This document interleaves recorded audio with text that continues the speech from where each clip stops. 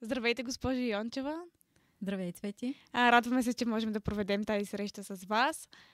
Първо ще ви попитаме как STEM кабинетите промениха учебния процес. STEM кабинетите промениха учебния процес, като внесоха много по-практическа насоченост на уроците, на знанията, възможности за провеждане на различни експерименти, симулации в реално време, изготвяне на проекти, работа в екип и вече по-добре възприемане на учебния материал. Аз като учител по математика съм наясно, че моят предмет е достатъчно сложен и трудно се възприема от голяма част от учениците, така че с помощта на това проектно базирано обучение, което започнахме да провеждаме, се вижда връзката на математиката с другите учебни дисциплини и това прави предмета една идея по-интересен и по-лесен за възприемане, самия материал. Кои според вас са уменията, които придобиват учениците, които използват STEM кабинетите?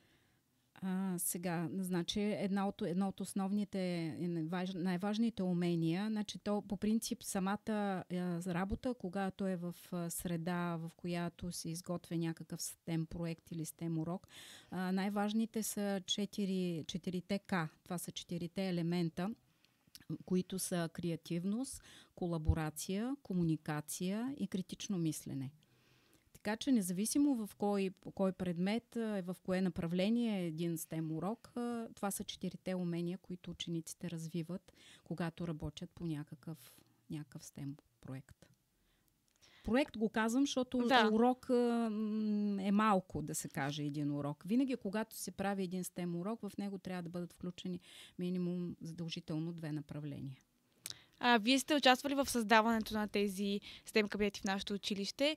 Разкажете ни малко за този процес. Процесът е дълъг, отговорно е, защото трябва да работи екип от хора, които целенасочено да работят единно, да мислят в една посока.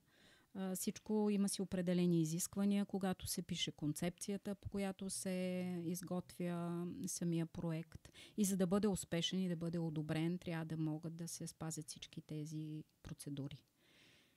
Да. С огромно желание съм го правила и за мен е удовлетворение всичко това, което виждам и най-вече това, че вие работите в тези кабинети. Това и че това нещо има развитие. Ако трябва да опишете нашето училище с 3 думи, кои биха били те? Модерно, със сигурност, технологично и вдъхновяващо. Да, много хубави думички си избрахте. Да. Какво прави нашето училище специално от останалите? Точно това го прави специално. Значи, може би едно от най-желаните училища в града. Достатъчен брой мотивирани, умни, дисциплинирани млади хора. С които удоволствие да се работи. Да. Вие вече отдавна сте учител в нашето училище. Как се промени то през годините? Точно в такава насока се промени. За мен то се превърна в едно модерно технологично училище с визия за бъдещето, която е заложена и в стратегията на училището. Това е модерно училище, в което се обучават функционално грамотни хора, хора, които имат социална ангажираност, които и притежават емпатия, грижа за другите. И как да ти кажа, значи водещото за мен в едно училище, това е да се създаде един екип от сплотени учител, ученик и родители. И когато всичко това се случи, нещата наистина са успешни. Така че за мен най-важното е точно това.